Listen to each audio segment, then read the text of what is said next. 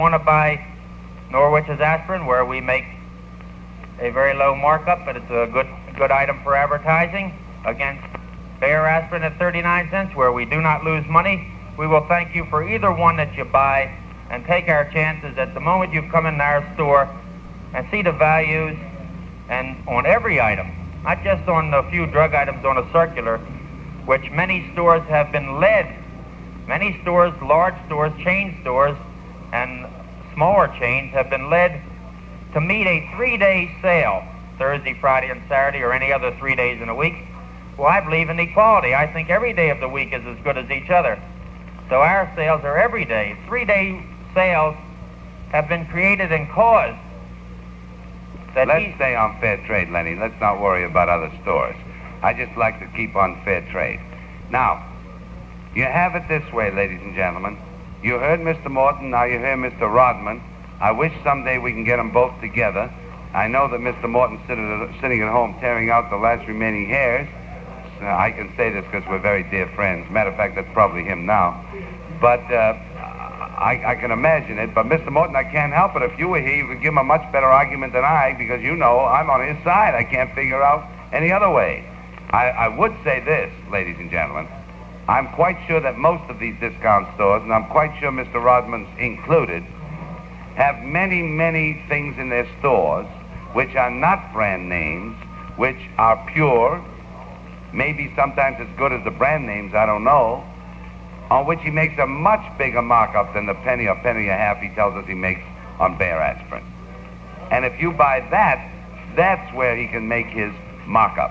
But as you noticed, I baited him into many questions on, are you forced to buy those things? And he says not only forced, but they don't even suggest them. This, I think, is silly, Lenny. I think you should suggest them. I think this is perfectly legitimate. Well, all the merchandise in our store is displayed, and we have great faith in the impulse buying of the consumer.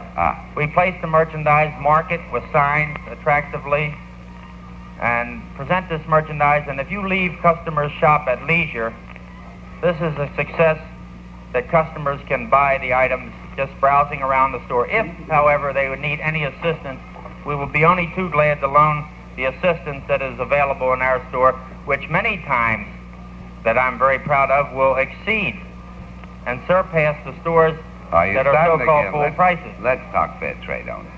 All right. I found out you're much better at talking positively than negatively, Lenny. Let's stay on fair trade. Okay, let's get the mic on the floor, Dick. There are a few people who've asked questions. I'd rather they ask them themselves.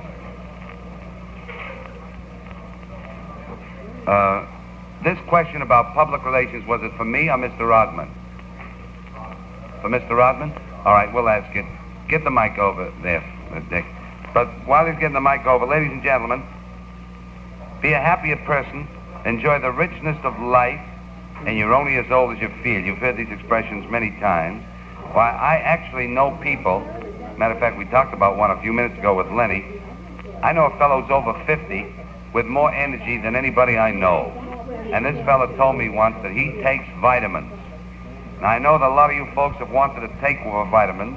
You've thought about balanced vitamins and minerals. You know they can get you over that sluggish feeling right away.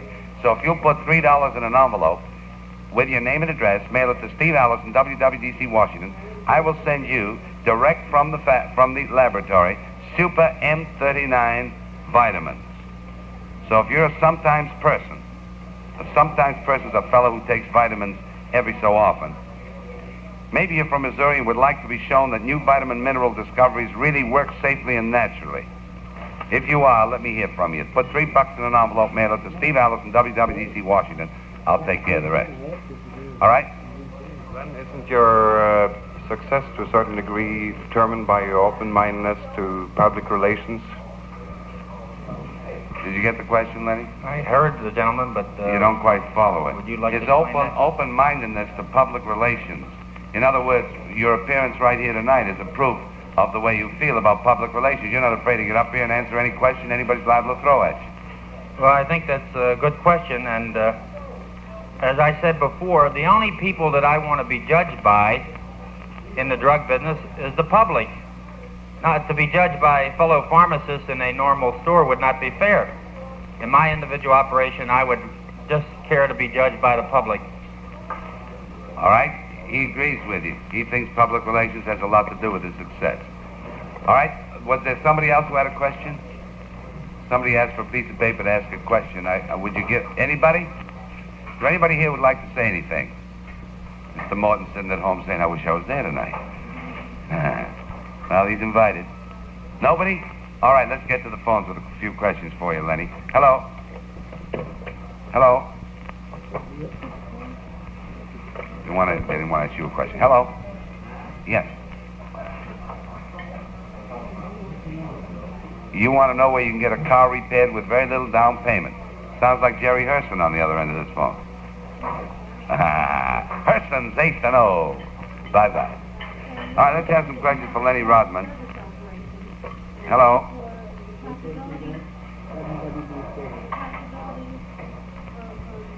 No. Go ahead and ask.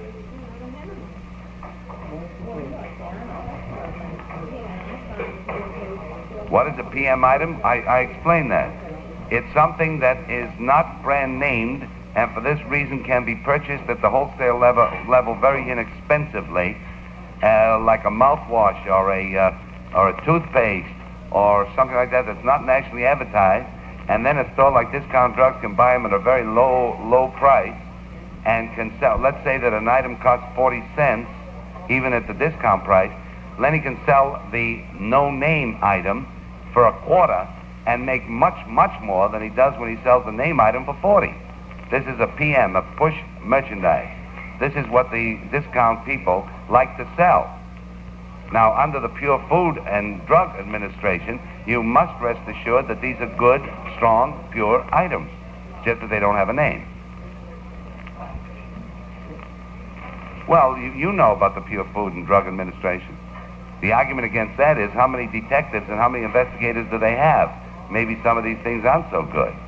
You see? I give you both sides. Thank you. One more. Hello? Yeah. Go ahead with your question, ma'am. He has everything at a discount price, yes.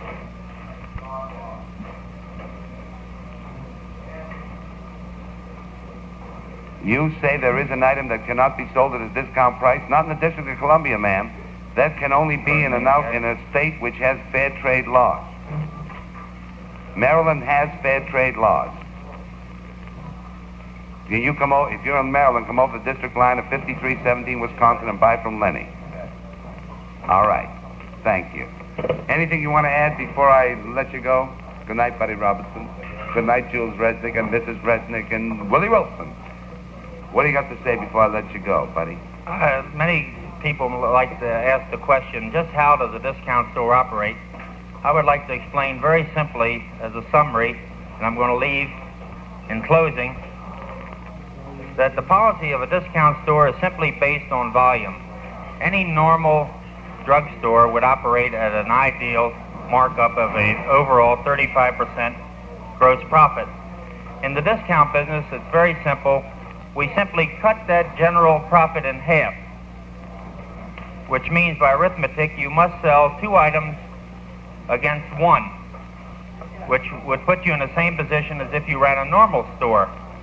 But when a store is successful and you sell 3 or 4 times the volume that you would at full prices, then this is the reason for success, which enables us to offer greater value to the consumer at even greater savings than a few lead items occasionally.